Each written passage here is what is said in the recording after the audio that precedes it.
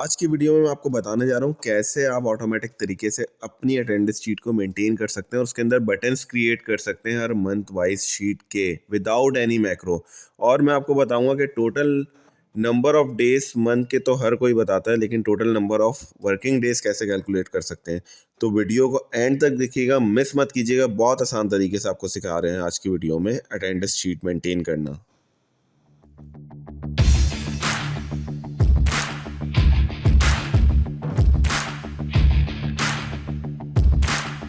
अस्सलाम वालेकुम गाइस, आज की वीडियो में मैं आपको बताने वाला हूं कि ऑटोमेटिक तरीके से अटेंडेंस शीट को कैसे बना सकते हैं और इसके अंदर कितनी इनोवेशंस करूंगा। बहुत बेसिक तरीके से सिखाऊंगा, आप लोगों को बहुत मज़ा आएगा आज की वीडियो देखने में और बहुत कुछ सीखने को मिलेगा, क्योंकि इतने आसान तरीके से शायद ही अटेंडेंस शीट मेंटेन हो सके या बन सके। अच्छा, ये एक डेटा ऑलरेडी मैंने क्रिएट किया हुआ है। इसको मैंने अलाइन करके मर्ज कर लिया है दो रोज़ पे, क्योंकि मुझे आगे इसकी बड़ी नीड होगी, स्पेशली नीड होगी, तभी मैंने दो रोज़ को मिला के इस डेटा को बनाया है या इसकी हेडिंग्स को मर्ज किया है। मेरे पास एक मैसेज आया था कि एम्प्लॉय कोड के साथ उसके बार कोड बताएं या उसको कोई ऐसे यूनिक कोड बताएं जिसके ज़रिए अटेंडेंस रिकॉर्ड मेंटेन हो सके। तो इस वजह से मैंने एक कॉलम एम्प्लॉय बार कोड का ब्लैंक रखा है और मैं अब आपको सिखाता हूँ कि ये किस तरह जनरेट होता है। देखें, इजिकल्स टू, आपने कोटेशन दी, उसके अंदर एक बार ब्रैकेट ओपन करा, एम्प्लॉय कोड का रेफरेंस दिया, एंड लिखा, फिर कोटेशन ओपन करके ब्रैकेट क्लोज किया। यह कॉनकैटिनेट का फंक्शन है, बेसिकली एंड का काम है। उसके बाद मैं गूगल पे गया हूँ और मैंने ये सर्च किया है code 39 barcode font free download, और ये वाला जो ऑप्शन है free barcode font code 39 two type, ये मैंने इस पर क्लिक करके ये फॉन्ट जो है वो मैंने डाउनलोड कर लिया। ये एक जिप फाइल आपके पास डाउनलोड हो जाएगी, आप इसको यहीं पर एक्सट्रैक्ट कर लें। इसके अंदर एक फाइल होगी, इसको आप जाके इंस्टॉल कर लें। इसको इंस्टॉल करने से आपके पास जो है वो बारकोड का फॉन्ट आपके एक्सेल के फॉन्ट के अंदर आ जाएगा, इंक्लूड हो जाएगा। इसको पूरे को मैंने क्लिक किया, फॉन्ट पे गया, और अब आप ये देखें बारकोड वाला फॉन्ट इसके अंदर ऐड हो चुका है। तो अब ये इनके अगेंस्ट इनकी अटेंडेंस एक यूनिक बारकोड के थ्रू जो है वो मेंटेन हो सकती है। बहुत जगहों पे रिकॉर्ड जो है वो थंब इम्प्रेशन के थ्रू आता है या कार्ड स्कैनर के थ्रू आता है। अगर वो एक्सेल पे रिकॉर्ड पीछे जाता है, जो कि मिल जाता है इजीली, तो वो बारकोड के थ्रू आप ये अटेंडेंस शीट मेंटेन कर सकते हैं। तो ये मैंने आपको सिखा दिया कि बारकोड कैसे बनता है। अब आ जाते हैं हमारी मेन वीडियो पर कि हमें अटेंडेंस शीट को हम डे वाइज कैसे कैलकुलेट करें या बनाएं। सबसे पहले मैं आपको शीट का नेम लिखना सिखाता हूँ ऑटोमेटिक तरीके से। ये देखिए, फार्मूला ओपन किया, राइट सेल, ब्रैकेट ओपन करके सेल, सेल के बाद फाइल नेम, शीट वन।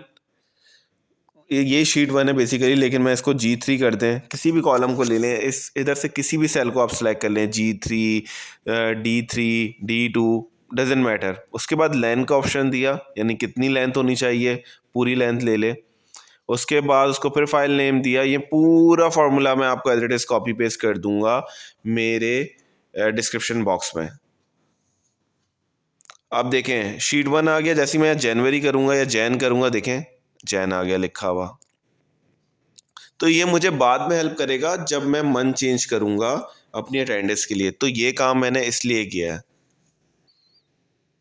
इसका मैं कलर चेंज कर देता हूँ, मरून करके इसको वाइट टेक्स्ट कर दिया इसका। अब मैं आ जाता हूँ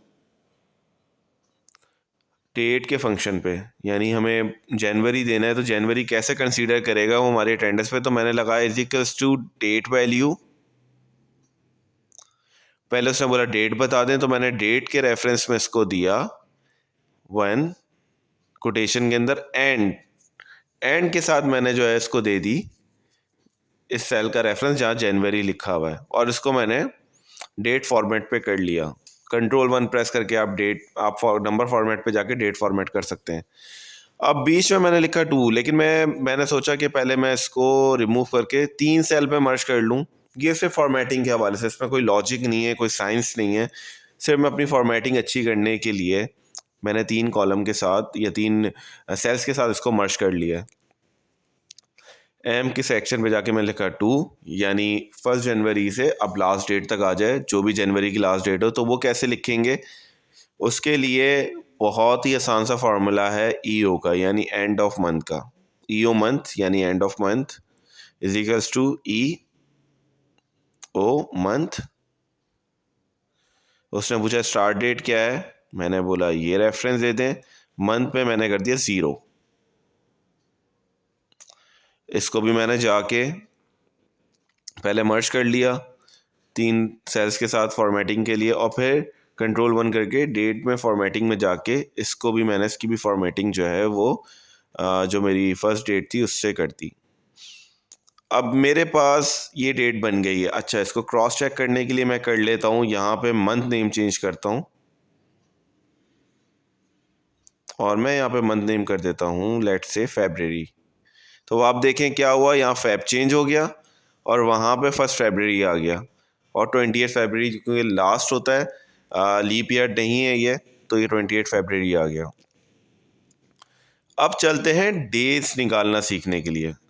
अच्छा, मुझे नंबर ऑफ डेज बनाने, तो पहले तो मैंने डायरेक्टली फर्स्ट डेट का रेफरेंस दे दिया। उसके बाद मैंने एक फार्मूला लगाया इफ़ का।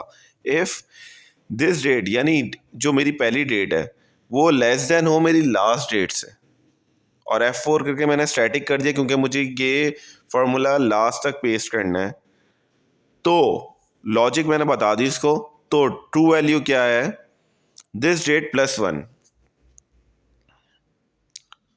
वरना फॉल्स वैल्यू क्या आ जाए, ब्लैंक हो जाए, क्योंकि जहाँ पे उसको 31 डेज नहीं मिलेंगे वहाँ पे वो ब्लैंक दिखा देगा।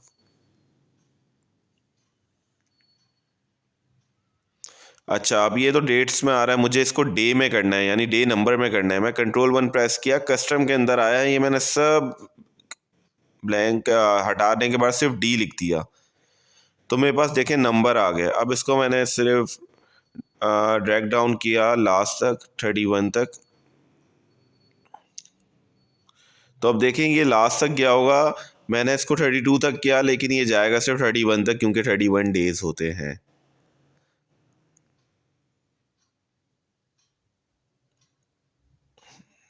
ये आपको मैंने दिखा दिया। इसकी भी फॉर्मेटिंग कर दी, इसको सेंटर लाइन करके मिडल लाइन कर दिया, टेक्स्ट को बोल्ड कर दिया। अब आ जाते हैं डेज निकालने पे। डेज के लिए हमारा डेज लिखने हैं हमें मंडे ट्यूसडे वेडनेसडे, तो बहुत ही आसान है। इजिकल्स टू टैक्स वैल्यू में मैंने डे का रेफरेंस दिया यानी 1 का, कॉमा डी डी डी, यानी 3 दफ़ा मैं डी लिखूंगा तो वो मुझे संडे का फर्स्ट 3 लेटर दे देगा या मंडे का फर्स्ट 3 लेटर दे देगा। तो अब आप देखें आपके डेज भी बन गए। इनको भी मैंने सेंटर करके बोल्ड कर दिया। अब आ जाते हैं इनकी फॉर्मेटिंग पे।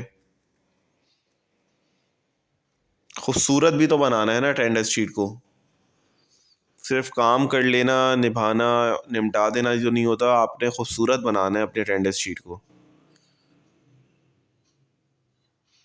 मैंने इसको यहाँ तक लेकर गया अपने एंड तक, और मैंने इसके बना दिए बॉर्डर्स।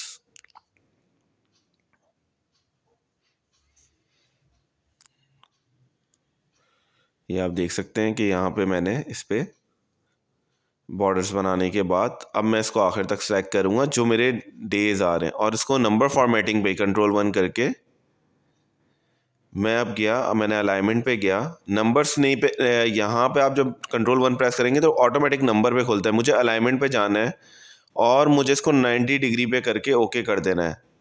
तो अब आप देखें मेरे पास डेज जो है वो वर्टिकल एंगल में आ गए। चलें इनका कलर चेंज कर देते हैं,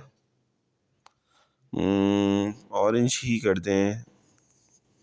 तो कलर बहुत लिमिटेड हैं, समझ नहीं आता कौन सा करा जाए। चलें ऑरेंज ही कर देते हैं। टेक्स्ट कलर इसका जो है वो वाइट कर देते हैं।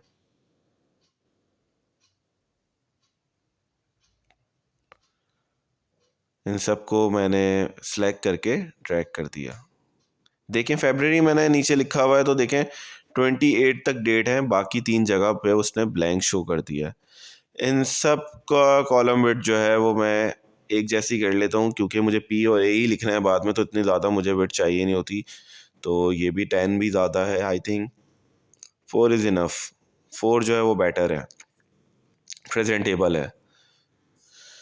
चलें अब आगे बढ़ते हैं, इसको भी कलर कर लेते हैं, इसको भी हम ले लेते हैं। अब उसके बाद फिर बढ़ते हैं आगे।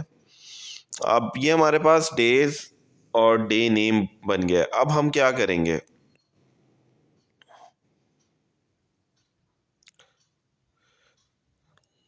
आप लोगों को सिखाने के लिए पूरी तैयारी से आना पड़ता है, ताकि आप लोगों की कोई क्वेरी ना रहे। अब मैं ये जहाँ पे 1 लिखा हुआ है वहाँ पे मैं गया कंडीशनल फॉर्मेटिंग पे, वहाँ पे क्लिक करके और यूज़ अ फार्मूला पे गया मैंने।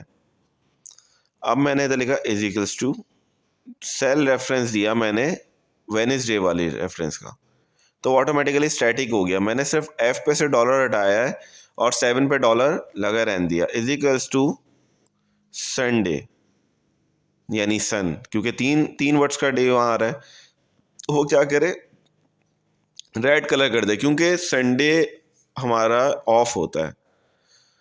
देखिए मैंने ड्रैग किया इसको कॉर्नर तक और नीचे तक, तो जहाँ जहाँ उसे संडे मिला उसने उसको रेड कर दिया।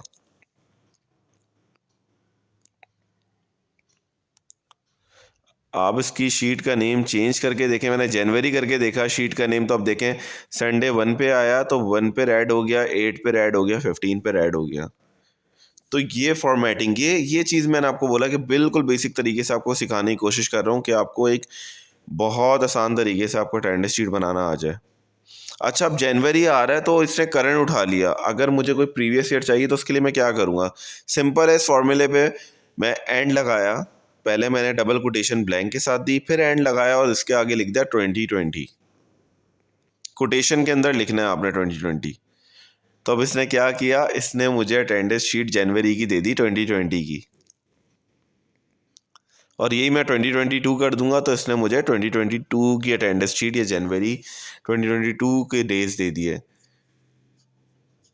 तो ये चीज़ आपको सिखानी है। नीचे नीचे से देखें, मैंने शीट का नेम चेंज किया, मार्च किया, तो ये मार्च पे 2022 आ गया।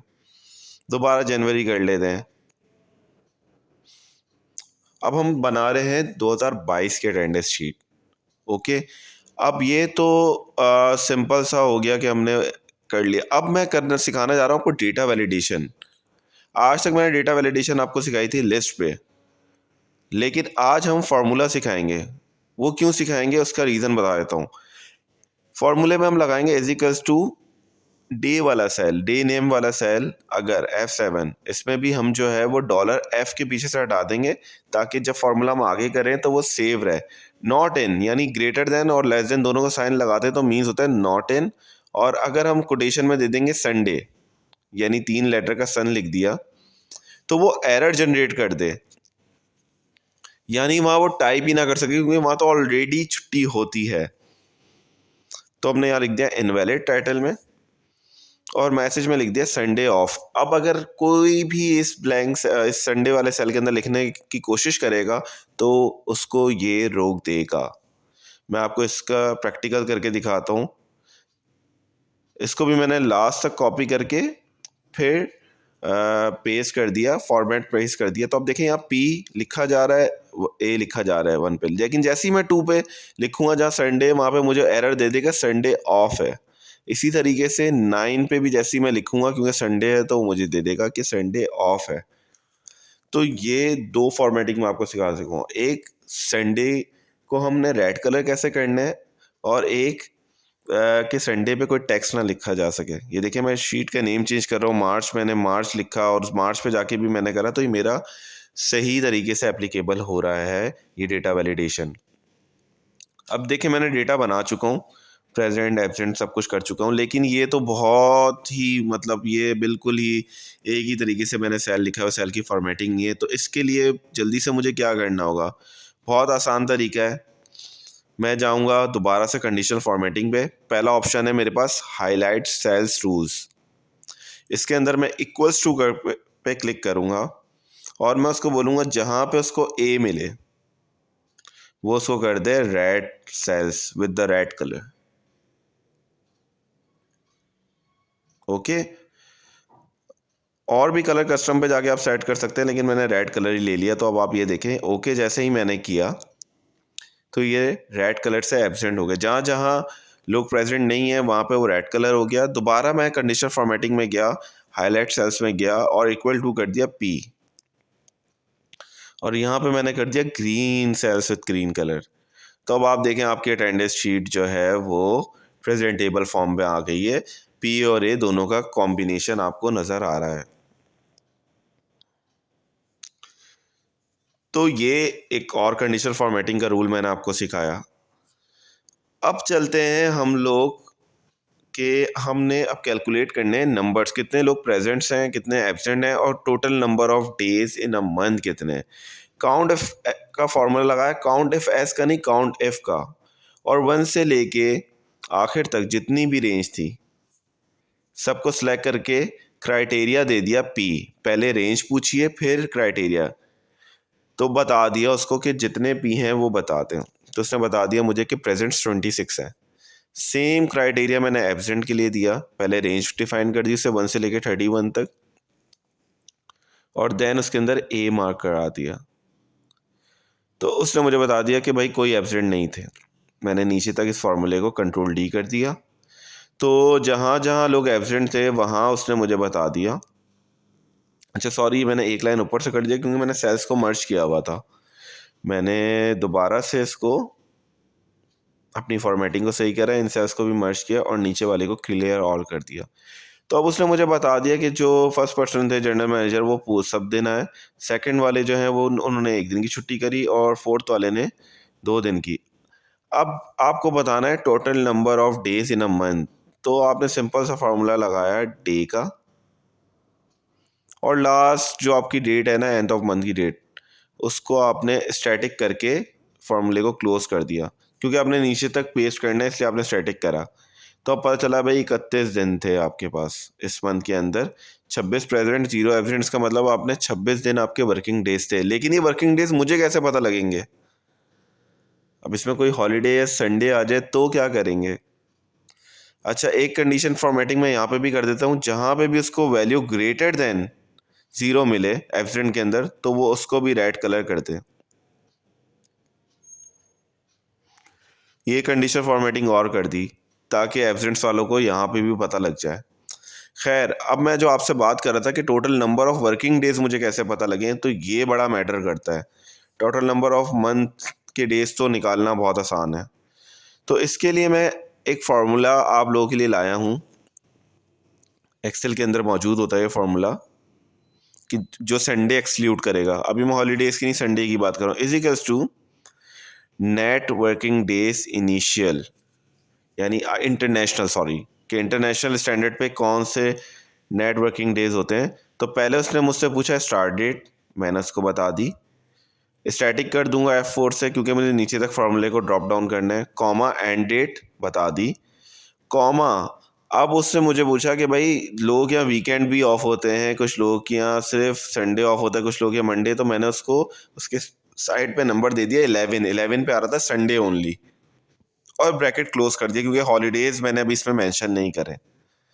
इसको ड्रॉप डाउन किया, असल में मैंने रो इंसर्ट करी थी, इस वजह से कंडीशन फॉर्मेटिंग का फार्मूला लगा रह गया। तो मैं इसको जाके क्लियर रूल पे जाके इसके रूल को क्लियर कर देता हूँ। तो अब देखें अब क्या हुआ। अब मुझे पता लग गया कि भाई टोटल नंबर ऑफ डेज जो थे ना वर्किंग वो 26 थे। अब जो 26 में से 26 आया है तो उसने जो सारे डेज अटेंड करें।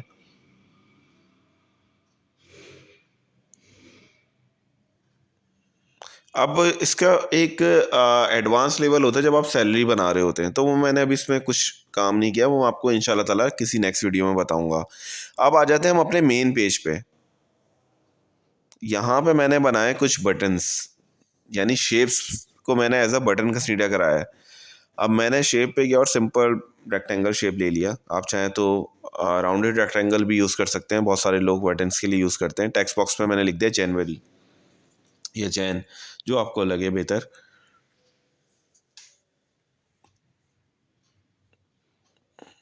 इस तरह ये मैंने 12 जो है वो बॉक्सेस तैयार कर लिए हर मंथ का।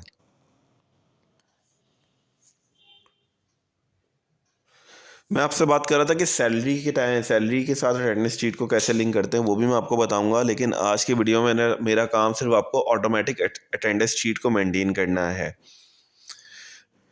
ये मैंने 3 जो है वो बटन बना दिए, आपको नज़र आ रहा होगा, जनवरी, फरवरी, मार्च, ये सारे बटन्स क्रिएट हो गए। शेप्स फिल में गया, मुझे कलर अच्छा नहीं लग रहा था, मैंने मरून कलर ही करा। इफ़ेक्ट्स में जाके मैंने, बहुत सारे इफ़ेक्ट्स हैं, आप कुछ भी कर सकते हैं, मैंने रैंडमली कोई भी इफ़ेक्ट ले लिया जो बटन्स के मुताबिक लगे। तो अब ये बटन फॉर्मेटिंग पर आ चुका है। कोई भी आप शेप्स ले लें, आपकी जो आपको अच्छा लगे, जो आपके बटन को जो है वो ज़बरदस्त कर दे, आपको लगे ये। अब देखें ये बटन लग रहे हैं। अब मैं अपनी मेन शीट पे गया जनवरी पे, और यहाँ मैंने इंसर्ट पे जाके एक पिक्चर्स ली होम की। मैं किसी भी शीट पे हूँ, मैं इस पिक्चर पे क्लिक करूँ तो मैं अपने मेन पेज पे पहुँच जाऊँ जहाँ पे मेरे बटन्स बने हुए हैं मंथ शीट्स के। तो मैंने क्या किया, पहले तो मैं आपको दिखा दूँ, ये पिक्चर जो मैंने सेलेक्ट करी, इस पिक्चर्स पे भी आप जो है वो बॉर्डर भी क्रिएट कर सकते हैं, इस पिक्चर पे भी आप शेप्स क्रिएट कर सकते हैं, इस पिक्चर का आप कलर चेंज कर सकते हैं।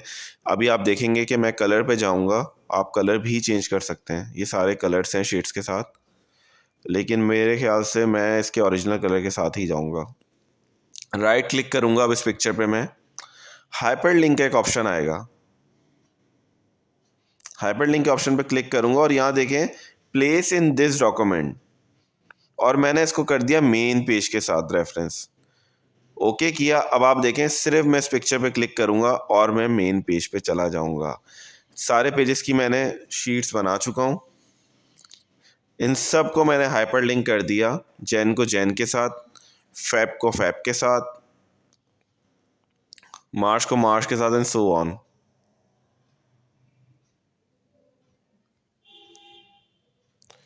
इन सब को मैंने जल्दी जल्दी आपको लिंक करके भी बता दिया।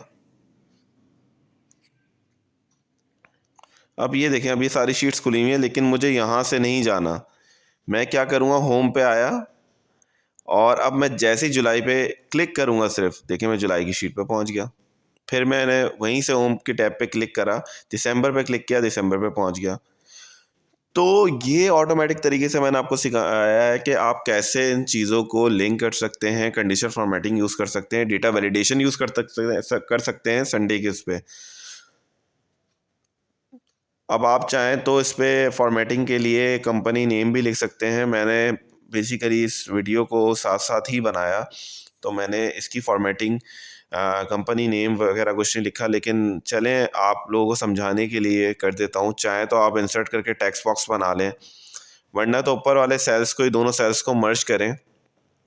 और जहाँ तक आपको लग रहा है, पहले मैंने कोशिश की थी बना दूं, लेकिन फिर मैंने बोला कि टाइम कंज्यूमिंग चीज़ है, वो आपको किसी और वीडियो में बड़ी डिटेल में सिखाएंगे फॉर्मेटिंग भी। तो मैंने ऊपर के ही रैंडमली 2 रोज़ को सिलेक्ट किया, उनको मर्ज किया और उस पर लिख दिया ऐसे ही YMX प्राइवेट लिमिटेड, और उसका कलर वगैरह चेंज कर दिया। आप चाहें इधर कंपनी का पिक्चर डाल सकते हैं इंसर्ट में से जाके, और कर सकते हैं अगर स्कूल के अटेंडेंस हैं तो स्कूल का नेम डाल सकते हैं। तो आज की वीडियो में मैं उम्मीद करता हूँ कि आपने ये ऑटोमेटिक तरीके से अटेंडेंस शीट को सीखा होगा, और आप इसको ज़रूर ट्राई करेंगे और मुझे अपने फीडबैक से बताएंगे कि आपको ये वीडियो कैसी लगी। मेरे चैनल को सब्सक्राइब करें, वीडियो को लाइक करें और अपने फ्रेंड के साथ ज़्यादा ज़्यादा स्प्रेड करें। मिलते हैं किसी और नए टॉपिक के साथ। टिल देन, अल्लाह हाफ़िज़।